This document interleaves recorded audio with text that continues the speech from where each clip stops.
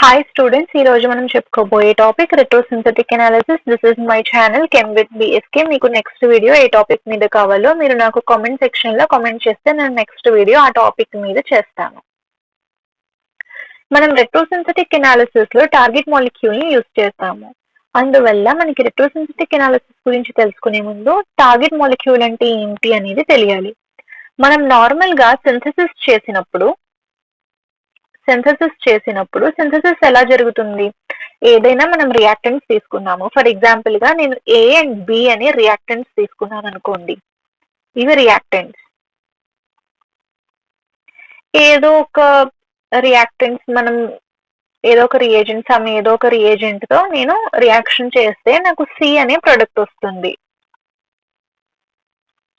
ఈ సి అనే ప్రొడక్ట్ ని మనం టార్గెట్ మాలిక్యూల్ అంటాము. ప్రొడక్ట్ అని అనొచ్చు కదా, మళ్ళీ టార్గెట్ మాలిక్యూల్ అని ఎందుకు అన్నాము అనే డౌట్ మీకు రావచ్చు. ఇక్కడ ఏంటి అంటే ఆర్ఎస్ఏ అంటే రెట్రోసింథటిక్ అనాలిసిస్, షార్ట్ కట్ లో ఆర్ఎస్ఏ అంటాము. ఇక్కడ మనం ఏం చేస్తాము అంటే సి అంటే ఏం చెప్పాను? టార్గెట్ మాలిక్యూల్ అన్నాను. టార్గెట్ మాలిక్యూల్ ని సింపుల్ గా టిఎం అంటాము. అయితే ఈ టార్గెట్ మాలిక్యూల్ అంటే ఏదైతే మన ప్రొడక్ట్ ఉంటుందో దాన్ని మనం స్టార్టింగ్ ఆ స్ట్రక్చర్ తీసుకుంటాము. ఆ స్ట్రక్చర్ నుంచి మనము స్టార్టింగ్ రియాక్టెంట్స్ అంటే ఈ టార్గెట్ మాలిక్యూల్ ఎలా ఫామ్ అయింది, స్టార్టింగ్ మెటీరియల్స్ ఏంటి, ఈ స్ట్రక్చర్ రావాలంటే మనకి స్టార్టింగ్ మెటీరియల్స్ ఏమై ఉండాలి అనేది మనం కనుక్కుంటాము. దాన్నే మనం స్టార్టింగ్ లో టార్గెట్ మాలిక్యూల్ తీసుకున్నాము, అంటే ప్రొడక్ట్ తీసుకున్నాము. అందుకే దీన్ని మనం టార్గెట్ మాలిక్యూల్ అన్నాము. దీని నుంచి మనం స్టార్టింగ్ రియేజెంట్స్ అంటే ఏ అండ్ బి ని కనుక్కుంటాం అన్నమాట. ఇదే మన రెట్రోసింథటిక్ అనాలిసిస్. అది కూడా ఇప్పుడు ఫర్ ఎగ్జాంపుల్ టార్గెట్ మాలిక్యూల్ నాది ఎసిటోన్ అనుకోండి. ఈ ఎసిటోన్ ని నేను ఎన్ని విధాలుగా తీసుకురాగలను? నెంబర్ 1, కొరేసీబక్ రియాక్షన్ ఉంటుంది. కొరేసీబక్ రియాక్షన్ తో నేను ఈ ఎసిటోన్ ని తీసుకురాగలను. అంటే నా స్టార్టింగ్ రియాక్టెంట్స్ ఏంటో నేను ఏ అండ్ బి అనేవి నేను కనుక్కోగలను. అలాగా మనం కీటోన్ ని నేను చాలా విధాలుగా తీసుకురావచ్చు. ఇది నా టార్గెట్ మాలిక్యూల్. అయితే నేను ఇక్కడ కరెక్ట్ సీక్వెన్స్ లో నేను ఈ రియాక్షన్ ని చూస్ చేసుకుని టార్గెట్ మాలిక్యూల్ ని నేను తీసుకురావాలి. దీన్నే మనం రెట్రోసింథటిక్ అనాలిసిస్ అంటాము. దీన్నే టార్గెట్ మాలిక్యూల్ అంటాము. ఇక్కడ మీకు ఈ డెఫినిషన్ లో కూడా ఎక్స్ప్లెయిన్ చేసింది అదే. ఇప్పుడు రెట్రోసింథటిక్ అనాలిసిస్ అంటే ఏంటి అనేది మీకు తెలిసింది కదా. ఇప్పుడు ఫర్ ఎగ్జాంపుల్ నేను మళ్ళీ ఎక్స్ప్లెయిన్ చేస్తున్నాను. ఇది టార్గెట్ మాలిక్యూల్. మన టార్గెట్ మాలిక్యూల్ నుంచి మనం రెట్రోసింథటిక్ అనాలిసిస్ చేస్తాము. ఈ యారోని మనం రెట్రోసింథటిక్ యారో అంటాము. రెట్రోసింథటిక్ యారో. ఈ యారోని మనము ఇలా రివర్స్ రియాక్షన్స్ లోనే యూజ్ చేస్తాము. రెట్రోసింథటిక్ అనాలిసిస్ నే మనం అందుకే దీనికి ఇంకో నేమ్ కూడా ఉంది, రివర్సల్ సింథసిస్ అంటాము. ఎందుకు అంటే ఇది రివర్స్ లో చేస్తాం కాబట్టి. అంటే రియాక్టెంట్స్ నుంచి ప్రొడక్ట్ కి కాకుండా ప్రొడక్ట్ నుంచి రియాక్టెంట్ తీసుకొస్తాము కాబట్టి దీన్ని మనము రివర్సల్ సింథసిస్ అంటాము అండ్ రెట్రోసింథటిక్ అనాలిసిస్ అంటాము. సో ఆర్ఎస్సి అంటే అది.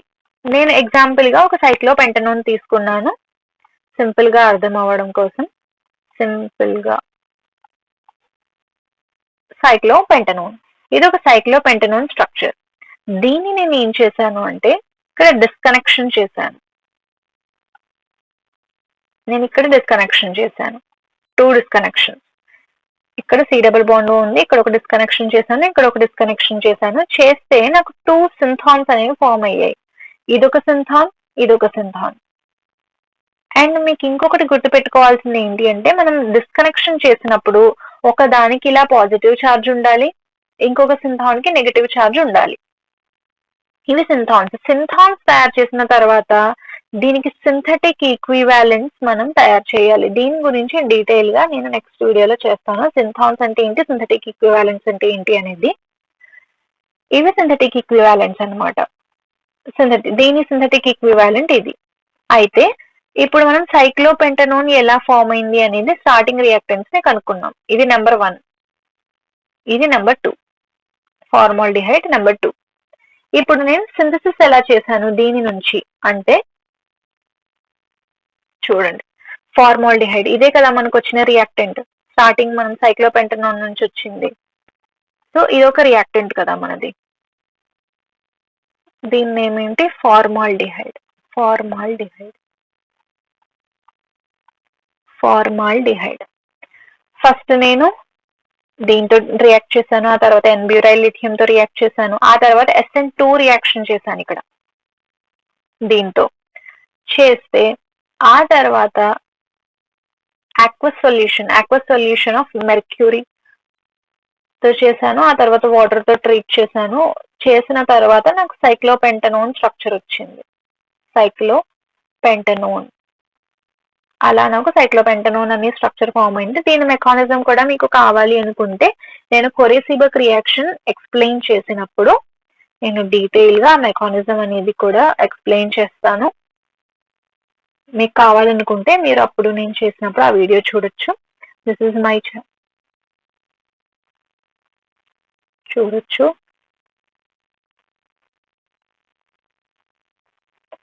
నేను నెక్స్ట్ వీడియో సింథాన్స్